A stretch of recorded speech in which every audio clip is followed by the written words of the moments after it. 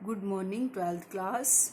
आज हम chapter 1 relation and function की एक्सरसाइज 1 का एग्जाम्पल 6 स्टार्ट करेंगे। एग्जाम्पल 6 में हमें क्या कहा गया है कि आर कोई रिलेशन है जो किसी सेट के साथ कैसे डिफाइंड किया गया है 1 2 3 4 5 6 7 बाय, और रिलेशन कैसे डिफाइंड किया गया है A B, both A and B are either even or odd। Relation R में कैसे एलिमेंट है, या तो इवन होंगे या फिर ओड होंगे। देखो, अब हमने इसमें दो चीजें एक साथ प्रूव करनी है। फर्स्टली हमने ये प्रूव करना है कि R जो है वो इक्विवेलेंस रिलेशन है। सबसे पहले हम ये प्रूव करेंगे कि R क्या है, एक इक्विवेलेंस रिलेशन है। अब आपको पता ही है कि इक्विवेलेंस रिलेशन प्रूव करने के लिए हम प्रूव करते हैं रिफ्लेक्सिव, सिमेट्रिक एंड ट्रांजिटिव। तो सबसे पहले हम प्रूव करेंगे कि R इज रिफ्लेक्सिव रिलेशन। अब R जो है वो रिफ्लेक्सिव कैसे होगा, ये जो हमें ए सेट दिया हुआ है हम इसी का कोई एलिमेंट मान लेते हैं। लेट ए बिलोंग्स टू ए। ठीक है, अब इस ए की जगह आपके पास कुछ भी हो सकता है 1 से लेकर 7 तक। ठीक है, अब हम रिफ्लेक्सिव के लिए ये प्रूव करेंगे कि for reflexive we have to prove that A belongs to R. अगर हम ये प्रूव कर देते हैं तो रिलेशन हमारा रिफ्लेक्सिव के लिए हमने ये प्रूव करना है कि ए बिलोंग्स टू आर। अब देखो, अगर ए कोई सेट था जिसका कोई एलिमेंट ए है, वो तो हमने ये प्रूव करना है कि ए से हमारा मतलब है 1 आर को बिलोंग करना चाहिए, 2 आर को बिलोंग करना चाहिए, इसी तरह 3 4 4 5 5 6 6 एंड 7 आर को बिलोंग करना चाहिए। वो कैसे करेंगे? अब आर में हमारे पास कैसे एलिमेंट होने चाहिए, या तो वो दोनों ही ओड होने चाहिए या दोनों ही इवन होने चाहिए। तो वही हम देख ही रहे हैं, 1 1 ओड है, 2 2 इवन है, ऐसे ही 3 3 क्या होगा, ओड, 4 4 क्या होगा, इवन। इस प्रकार हम ये देखते हैं कि all the elements in A are either even or odd। ठीक है, therefore R is reflexive। तो ये रिफ्लेक्सिव हो गया। ठीक है, सेकेंडली हम क्या प्रूव करेंगे कि R क्या है, एक सिमेट्रिक रिलेशन है। फॉर सिमेट्रिक के लिए याद करो हम क्या करते हैं, हम ये लेकर चलते हैं कि कोई दो एलिमेंट जो कि ए के हैं वो अगर आर में हैं, for all a B belongs to a, है ना। कोई दो एलिमेंट जो कि ए के हैं और ये भी हम लेकर चलते हैं कि उन दोनों का ऑर्डर्ड पेयर आर में है, तो हम प्रूव करते हैं ए भी आर को बिलोंग करता है। ठीक है, अब देखो, अब मैं ए बी इसमें से कुछ भी ले सकती हूँ, 1 2 ले सकती हूँ, 2 3 ले सकती हूँ, 2 4, आइदर कुछ भी।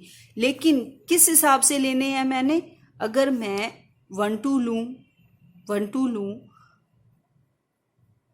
तो फिर मुझे क्या प्रूव करना होगा, 2 1 प्रूव करना होगा। देखो, अब ए बी मुझे आर को ऑलरेडी बिलोंग करता है, इसका मतलब ए बी में मुझे ऐसे ही एलिमेंट लेने हैं कि या तो वो दोनों इवन होने चाहिए या वो दोनों ओड होने चाहिए। जैसे सपोज करो, फॉर एग्जाम्पल मैंने ये ले लिए, ए की जगह मैंने ले लिया 1, तो मैं बी की जगह ही कोई ओड एलिमेंट लूंगी, क्योंकि मैंने ये माना है कि ए बी आर को बिलोंग करता है। इसीलिए अगर मैं ए को 1 ले रही हूं, यानी अगर मैं ए को ओड ले रही हूं, तो मुझे बी को भी ओड ही लेना होगा। Here A B belongs to R. ठीक है, अगर ए बी आर को बिलोंग करता है तो क्या बी ए भी आर को बिलोंग करता है, तो 3 1 भी आर को बिलोंग करता है ना।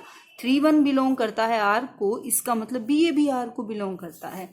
तो आप यहाँ अपने एग्जाम्पल से दिखा सकते हैं, फॉर एग्जाम्पल ये शो कर सकते हैं, let 1 3 belongs to R, then 3 1 भी ओडी है, belongs to R। Therefore relation कैसा हो गया हमारा?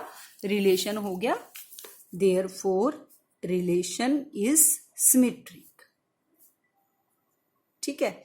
थर्डली हम ये प्रूव करेंगे कि R इज ट्रांजिटिव। अब R को ट्रांजिटिव प्रूव करने के लिए हम ये प्रूव करेंगे, हम ये लेकर चलेंगे कि let AB belongs to R, BC belongs to R, और हम ये प्रूव करेंगे that AC belongs to R। ठीक है, हम ये प्रूव करेंगे।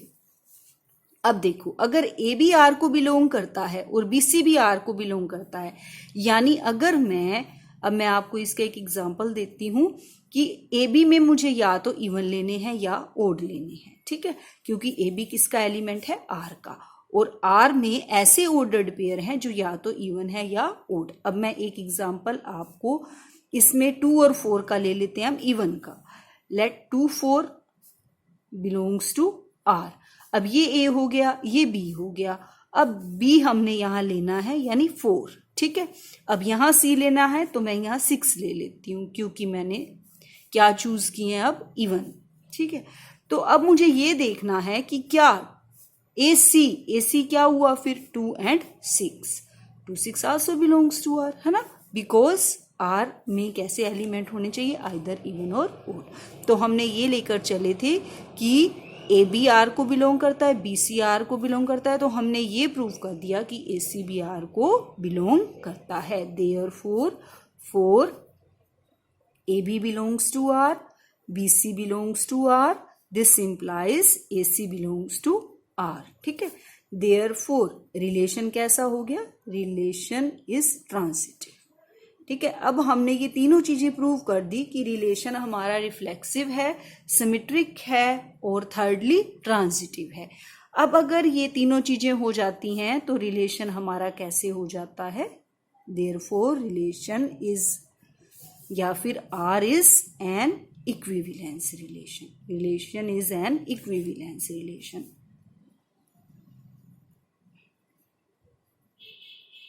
Okay, understand? अब हम आगे चलते हैं। अब हमने ये शो करना है, further show that all the elements of the subset 1 3 5 7 are related to each other and all the elements of the subset are related to each other, but no element of subset 1 3 5 7 is related to any element of the subset 2 4 6।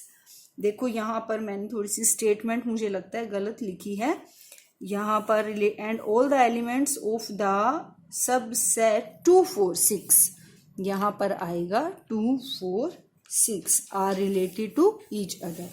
मतलब अब हमने second part में ये prove करना है कि हमारे पास एक सबसेट है 1 3 5 7 एंड, और दूसरा सबसेट है हमारे पास 2 4 6।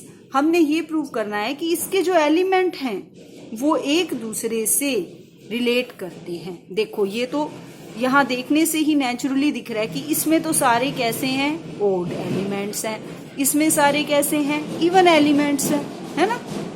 तो ये तो एक दूसरे को रिलेट करते ही हैं, और ये भी एक दूसरे को रिलेट करते हैं। इट मीन्स देयरफॉर, अब आप क्या लिखोगे? आप यहाँ ये लिख दो कि both sets have their elements either odd or even। इसमें सारे odd हैं और इसमें सारे even हैं। therefore all the elements of the subset are related to each other। ठीक है, अब एक और चीज हमने प्रूव करनी है। वो हमने क्या प्रूव करना है? कि कोई भी एलिमेंट इस सबसेट के एलिमेंट के साथ रिलेटेड नहीं है। देखो, कैसे हो सकता है रिलेटेड बाय रिलेशन की डेफिनेशन से तो या तो एक सेट में पूरे सारे इवन होने चाहिए या फिर सारे ओड होने चाहिए। तो ये एक दूसरे के साथ रिलेट हो ही नहीं सकते, क्योंकि एक अगर मैं 1 को 2 के साथ रिलेट कर दूं तो एक ओड हो जाएगा और एक इवन हो जाएगा। 5 को 4 के साथ कर दूं तो एक ओड हो जाएगा, एक इवन हो जाएगा। तो therefore we can say that no element of subset is related to any element of the subset 2, 4, 6। ठीक है, अब आप क्या लिखोगे? since we have all the elements in R are either even or odd, therefore no element of the subset 1, 3, 5, 7 is related to